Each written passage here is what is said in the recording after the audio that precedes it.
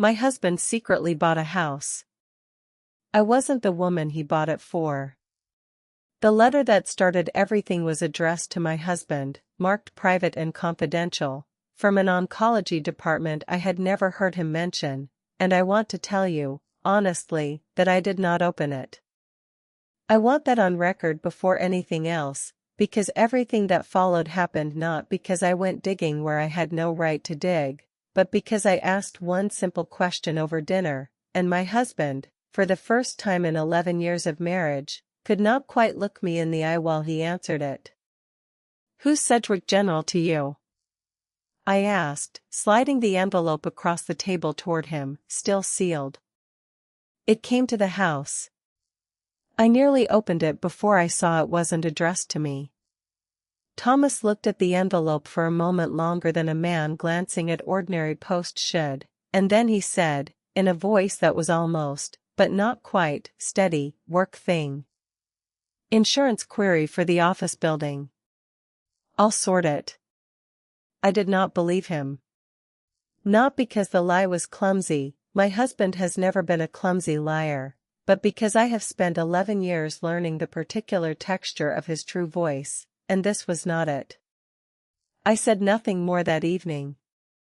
I simply filed the moment away, the way you file away the first odd note in a piece of music you love, uncertain yet whether it is a mistake or the beginning of something you haven't understood. My name is Charlotte Price. I am 34 years old, and until the spring I am about to describe, I believed I knew the shape of my own marriage as well as I knew the shape of my own hands. I want to tell you what happened next calmly, because that is how I lived through it, and I think the calm is the part of this story most worth passing on. The house came first. The woman came after. And what I want you to understand, before I tell you either story properly, is that I never once screamed, never once threw anything, never once begged my husband to explain himself on my knees. I simply, quietly, began to look. I should tell you a little about Thomas before I tell you what he did, because it would be too easy, hearing only the ending, to imagine him as a cartoon of a deceitful husband, and he was never that. He was, and largely still is, a genuinely kind man, the sort who remembers the names of shop assistants, who cried, unashamed, at his own father's funeral in front of 40 relatives, who once drove 2 hours in the rain to collect me from a broken-down car without a single word of complaint. We met at 26, at a mutual friend's wedding in Winchester, and married 2 years later in a small ceremony in the Cotswolds that my mother still describes as the loveliest day of her life, second only to her own wedding. We had, by outward measures, a good marriage. He worked as an architect, a partner now at a respected firm in Bristol. I taught English literature at a sixth-form college in the same city, a job I loved with a steadiness that surprised people who assumed teaching would burn me out the way it burns out so many. We did not have children, not from any decision made in a single dramatic conversation, but from a slow accumulation of years and circumstances and, eventually, a quiet mutual understanding that our life together, just the two of us, had become its own complete thing, and we were both, or so I believed, at peace with that. I tell you all this because I want you to understand that when I began noticing small oddities that spring, small enough that any reasonable woman might have talked herself out of noticing them at all, I was not looking for trouble in a marriage that had already been showing cracks. I was looking, reluctantly, at cracks appearing in a marriage I had genuinely believed was sound. My closest friend, Sophie Marchant, noticed something was wrong before I did, or at least before I was willing to admit it. Sophie taught history 2 doors down from my classroom, and we had eaten lunch together most weekdays for 6 years, a habit so steady that its absence would have been more noticeable than its presence. It was Sophie, in late January, who said, over a Tupperware of leftover risotto, "You've gone quiet about Thomas lately. You used to complain about his snoring at least once a fortnight. Now I don't hear anything about him at all." "There's nothing to complain about," I said, and I meant it, at the time, entirely. He's been a bit distracted. Work, I think. Distracted how? I remember struggling to answer that properly, because I did not yet have language for what I had only half noticed myself, a particular quality of absence in him, even when he was sitting across the table from me, as though some part of his attention had quietly relocated somewhere I wasn't permitted to follow. He's just somewhere else, sometimes, I said eventually. Not with another woman somewhere else. Just somewhere else in his own head. Sophie had looked at me for a long moment, the particular look of a friend deciding whether to say something uncomfortable. You'd tell me if you were worried, wouldn't you? Properly worried, I mean, not just noticing. I'm not properly worried, I said. And I wasn't, not yet. But I think, looking back, that conversation was the first moment I allowed myself to notice the shape of something wrong, even before I had a single fact to attach it to, and I am grateful to Sophie, now, for having asked the question plainly enough that I could not simply file it away unexamined. The first oddity, before the letter, was money. Not a great deal, not at first, a withdrawal of £800 from our joint savings in February, marked, when I finally worked up the nerve to ask, as a deposit on a surprise, don't ask, you'll love it. I had taken that at face value, delighted even, imagining a holiday, a piece of art for the sitting room, something ordinary and sweet. Then in March, another withdrawal, this one for £2,200, and in April, a transfer of nearly £6,000, each one accompanied by the same deflection, the same promise of a surprise, delivered with a smile that had, I realized only in hindsight, begun to look slightly strained around the edges by April. I did not confront him about the money directly.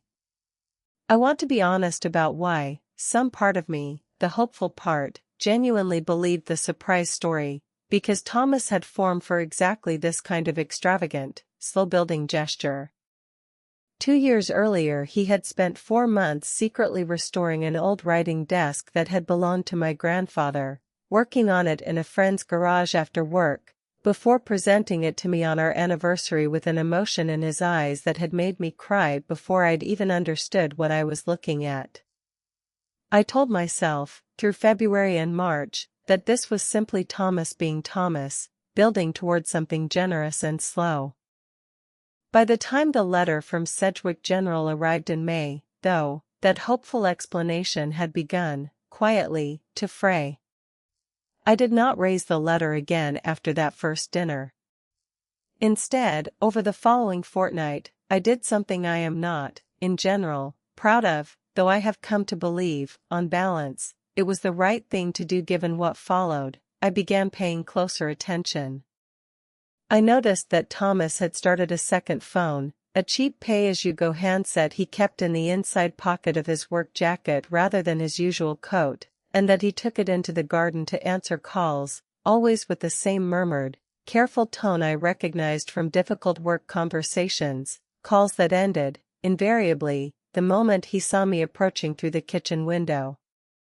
I noticed that he had begun leaving the house on Saturday mornings for what he called site visits, despite the fact that his firm, as far as I knew, did not typically schedule site visits on weekends, and that he returned from these visits smelling faintly of fresh paint and sawdust, a smell I associated, correctly as it turned out, with active renovation work rather than professional inspection.